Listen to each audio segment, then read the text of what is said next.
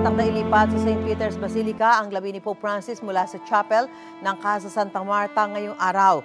Live mula sa Vatican City, hingi tayo ng update kay GMA Integrated News Stringer Pia Gonzalez Abukay.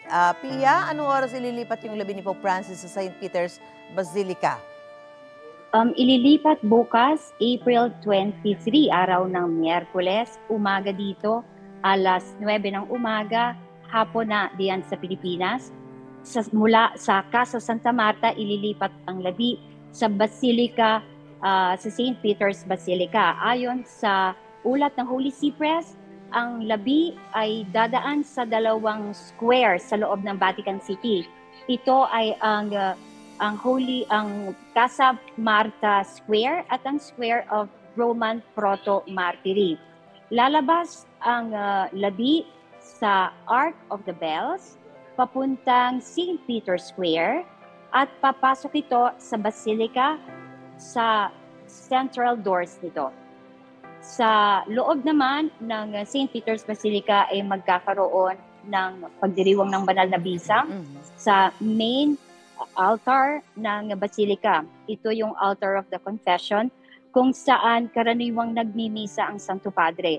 At sa ilalim mismo ng altar na ito ay nandoon ang tomb ni St. Peter. Pia, may gagawin bang prosesyon sa paglilipat kay Pope Francis at yung mga, siyempre alam mo, yung mga pumupunta dyan, pwede ba sila sumama doon sa prosesyon? Ang Basilica ay magbubukas ng alas 11 umaga dito, no? Italy time. Pero ang simula ng prosesyon, Italy time pa rin, is alas 9. So, tulad ng aming iniisip, ang public viewing ay magsisimula sa alas 11 ng umaga at ito ay nangangahulugan na ang prosesyon ay most probably sa mga piling tao lamang nakalaan.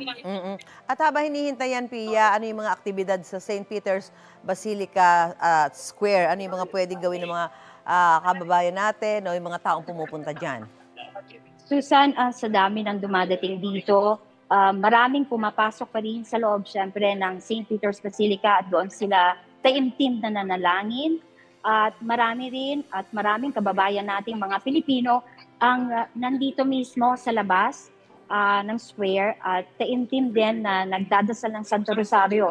Alam nating lahat na malakas ang debosyon ng Santo Padre kay Mama Mary. Kaya ngayong gabing ito, kaninang alas 7:30 ng gabi dito sa Italia, talagang marami at talagang nagkalat yung mga kababayan natin. Nakakatuwang makita ang kanilang pakikiisa at pakikiramay kasabay ng pakikiramay din sa mga panahong ito. May mga pumunta dyan, Pia, na para lang talaga makita at sa huling pagkakataon yung labi ni Santo Papa, ni Pope Francis mula dito sa Pilipinas. Marami din po at marami din tayong mga kababayang Pilipino na dapat sana ay nakabalik na, no, yung mga turistang kababayan nating Pilipino na dapat sana ay nakabalik na sa kanilang countries.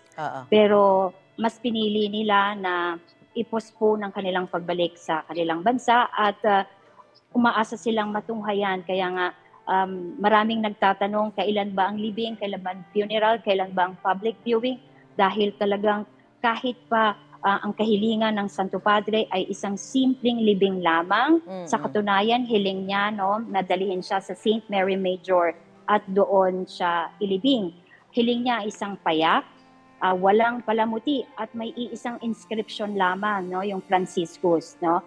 Pero kahit gaano pa kasimple yung kanyang gustong gawing libing o funeral, talagang inaasahan ang napakaraming tao na nagmamahal sa kanya, ang umaasang makasama sila sa paghatid na ito mula St. Peter's Basilica papuntang St. Mary Major sa Sabado.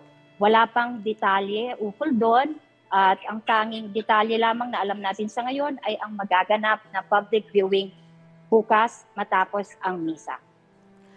Maraming salamat, GMA Integrated News Stringer sa Vatican, Pia Gonzalez Abukay. Maraming salamat, Kapuso Susan.